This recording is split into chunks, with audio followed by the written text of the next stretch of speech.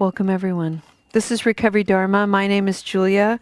I'm one of the facilitators in the Spokane Sangha, and I'm so happy to be here today on such a beautiful day.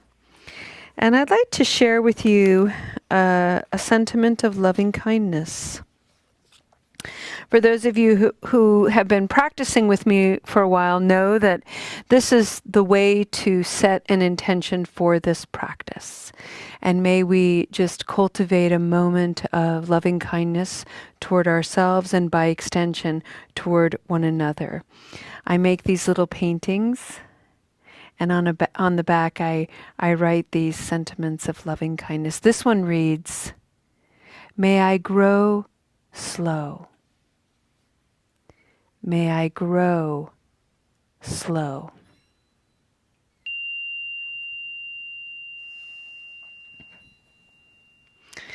Friends, on Wednesday, we have been studying for well over a year. It might even be longer. I'm not exactly sure.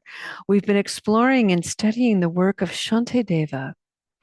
Shantideva was an 8th century monk in India at the world's only university for Buddhism called Nalanda University.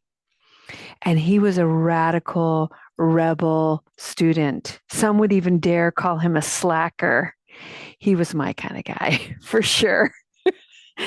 And what I love about Shantideva was he took in all of the studies that went on at Nalanda, but he took them in indirectly. He refused to conform. He was a loner. He was an outsider in many respects, and nevertheless, he was a deeply devoted practitioner. And because of his sort of rebellious nature and the appearance that he wasn't going to classes, he must not be studying, he must not be very smart, he must not be very devoted, the legend goes that his peers set him up to give a speech, to give a story or some kind of summary to show that he was learning something. He had to give this sort of presentation, and they would all debate and challenge him and so forth. And they really thought they'd put him on the spot, and they really thought they could humiliate him, which is a curious thing, to have that as a motivation. But they wanted to challenge him and pressure him and get him in line. And so Shantideva, as the story goes, asked if they wanted to hear something that they've been hearing all along, or if they wanted to hear something new.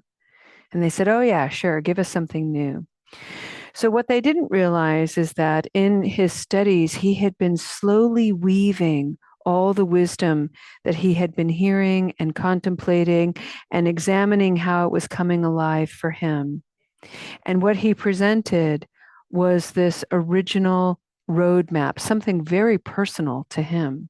And it was his way of, how can I be someone in the world that not only brings less misery and less harm, but actually is someone who can alleviate misery and harm.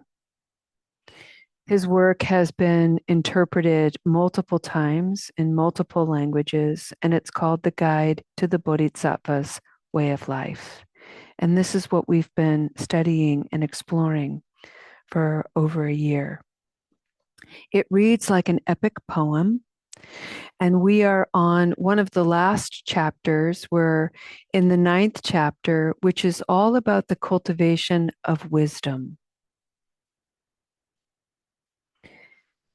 Last week, as a preface to this really deep and ancient text and topic, really, I brought forward 2 concepts. The concept of emptiness, which simply means that nothing arises from itself. There are conditions for things to arise and appear. And that space is this emptiness. From this nothingness comes everything. It's a reminder that we are all deeply interconnected. And it is a call for us to gently, curiously, with a friendly disposition, question all of our perspectives and perceptions of ourselves and by extension, one another.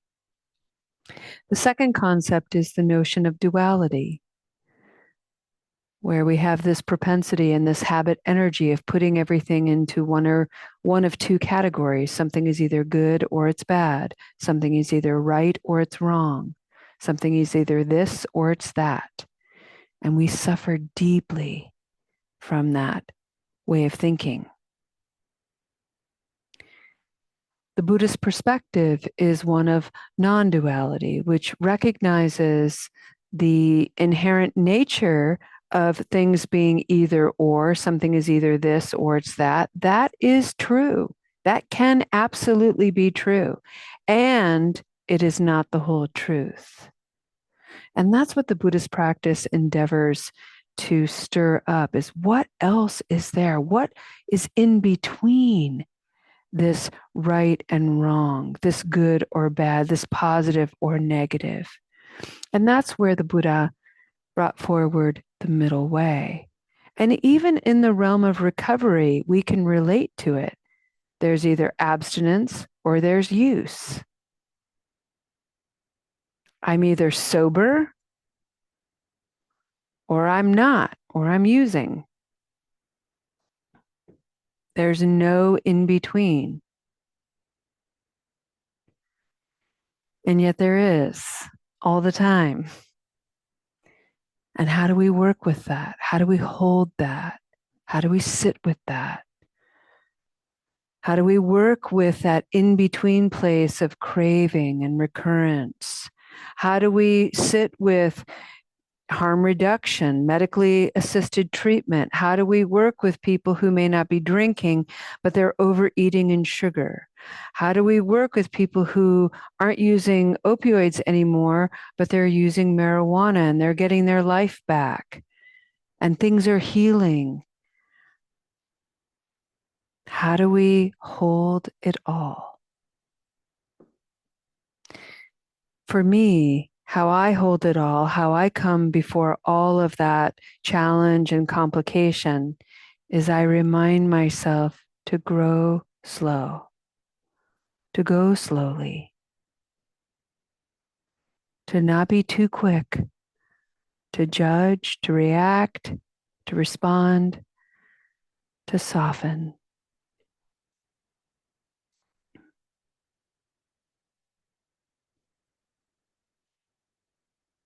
Today, I want to share with you something I read a long time ago, and then I'm just going to read the first verse from Shantideva. But it has to do with golly,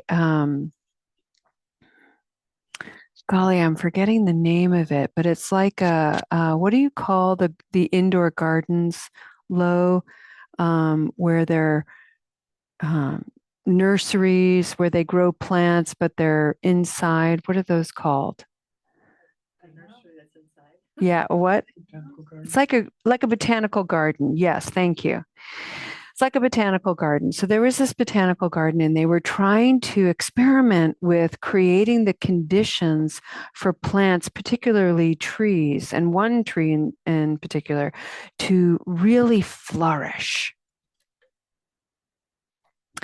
And so what they were able to do in this enclosure is nurture this tree. They could create the perfect temperature. They monitored the moisture of both the air and the soil so that the root systems grew and the branches grew and it leafed out. And it just had this perfect tree shape. It was so fabulous. And so they were really able to nail down what are the conditions for the pure flourishment of this particular living being, this tree. And then when they went to planted outside and transplanted outside, it died. It could not adapt. And what the scientists realized was in their attention to detail for crafting all of the quote positive conditions for this tree's absolute ease and growth, they neglected to introduce tension and challenge that would motivate, ignite, stir the tree to respond and adapt to life's and nature's fluctuations. And so this tree was completely unprepared for the natural world. And there is a very ancient awareness regarding this, which is that if we try to craft a life that is all positive, all about comfort, all about having everything just so, then the littlest thing putting any amount of pressure on that curated perfection is going to be perceived as a threat. And we actually become very weak in our practice. And so the reality is that we need both. We need this ease and we need the merit of tension. We need this coolness as well as we need this heat. We need the dark and the light. We need these opposing forces.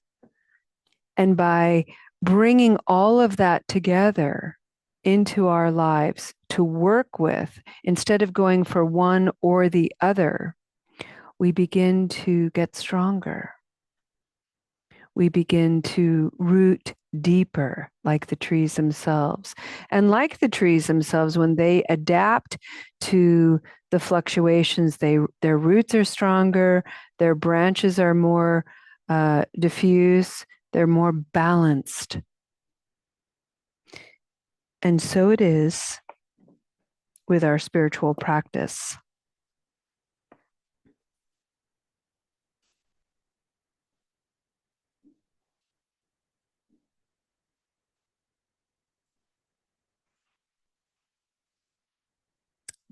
These are the first verses on the perfection of wisdom, the contemplation of wisdom by Shantideva.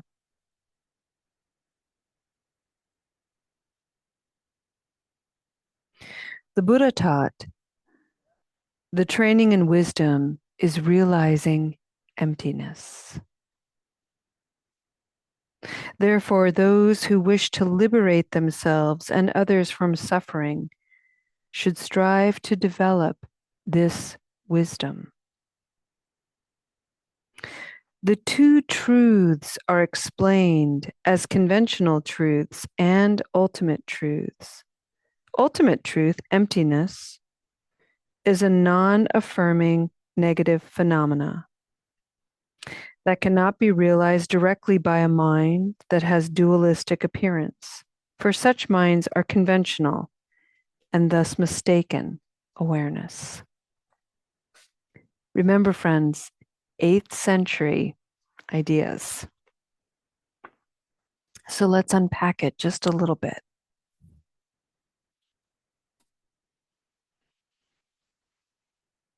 What he's saying is the positive things in your life that arise in your life are connected to many, many, many, many different conditions. The negative things that arise in your life are connected to many, many, many, many, many different conditions. How do you hold both? Most of us have a habit energy of grasping toward the positive and running away from the negative. And as a result of that behavior alone, we suffer deeply. It is the hallmark of substance misuse disorder, where we go toward a chemical substance that at one time brought soothing and clarity and ease until it didn't. And then it brought all of the conditions of misery and confusion and harm. And all of the things that were motivating the use in the first place, maybe trauma, maybe harsh thinking, maybe who knows, whatever it is for you as an individual, those experiences are ever present. And so now here we are recovering the whole of ourselves. And that includes this innate wisdom. We already have it, it's already there. And within that innate wisdom is this impeccable capacity to be discerning, to reflect, to be self accepting, even when we feel like we're rejecting. We can be our own cheerleaders. We can learn how to nurture ourselves. And we can also sit with the discomfort of confusion, regret, sorrow, grief.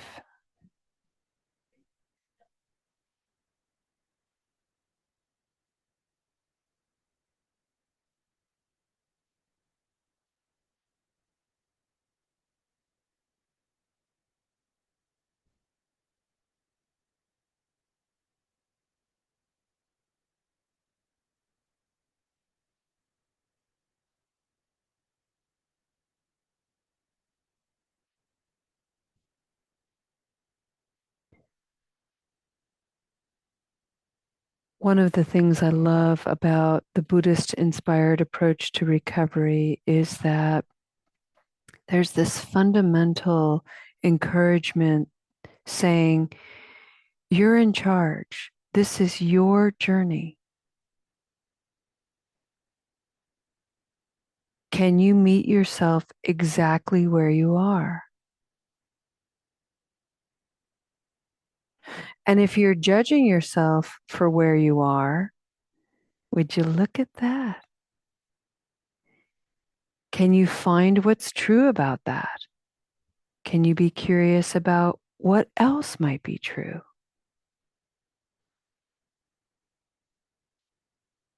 You are the creator of your journey, and only you can journey your way. And so this is a practice of really getting curious about what are you doing? In what ways are you encouraging? In what ways are you dismissing? In what ways do you have curiosity? In what ways are you fixed?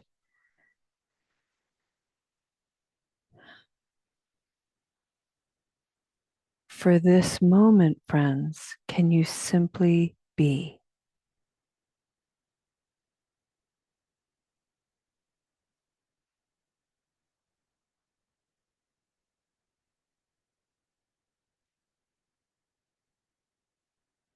Breathing in this present moment,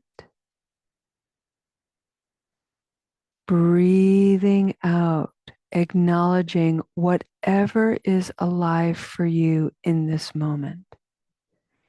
It's okay if you're feeling annoyed.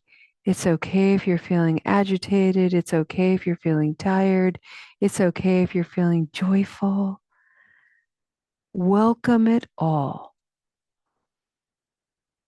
Breathing in this present moment. Breathing out space for your experience. Breathing in this present moment. Breathing out curiosity about it.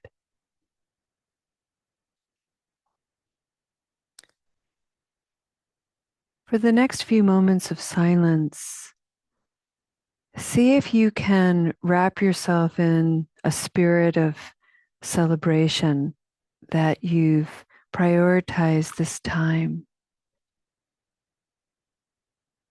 to be here for yourself and to be here for community.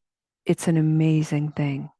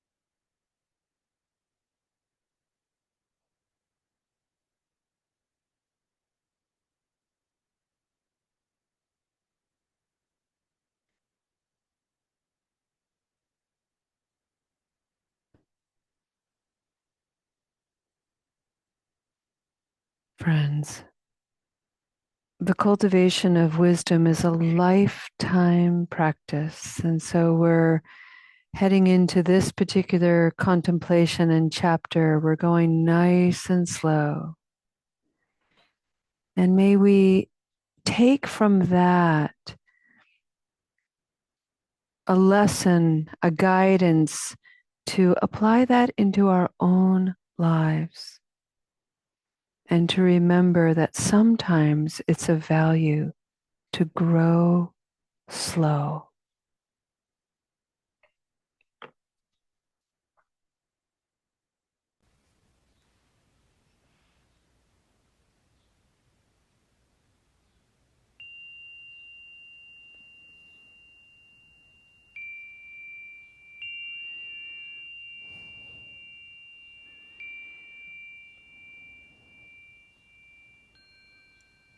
Wednesdays are unusual because we study this book, but on the rest of the week is a more typical practice. And we in the Spokane Sangha, we've been exploring uh, the foundation of this Buddhist practice, which is the Four Noble Truths and the Noble Eightfold Path.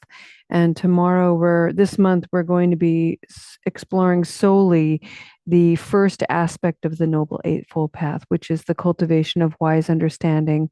And one of the things that we've reimagined that to be is how to become a little bit more curious.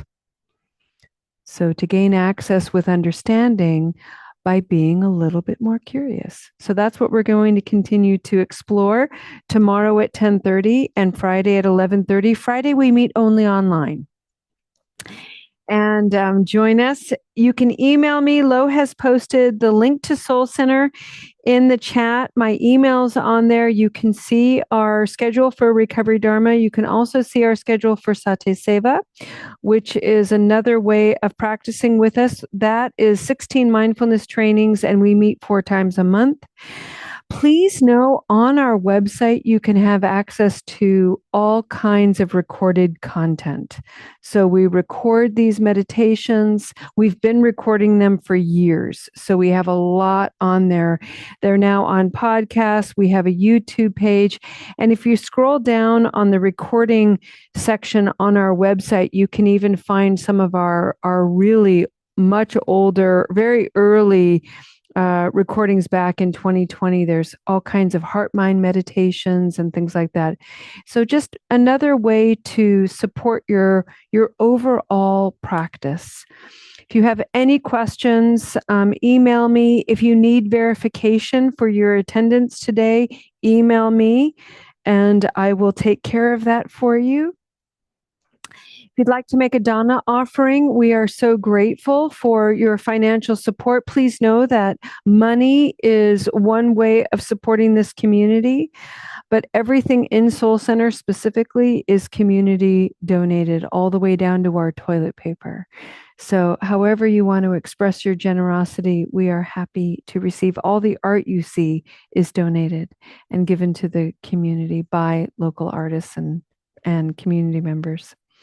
So with that, friends, let's go ahead and end our practice with a dedication of merit.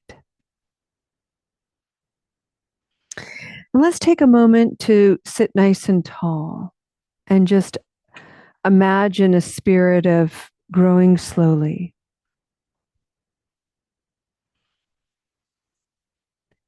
And let's end with a very simple chant, and I'm going to speak this one. May we be happy and peaceful. May we be healthy and strong. May we be safe and protected. May we all live with ease. Have a beautiful day, friends. We'll see you next time, maybe even as soon as tomorrow. Namaste.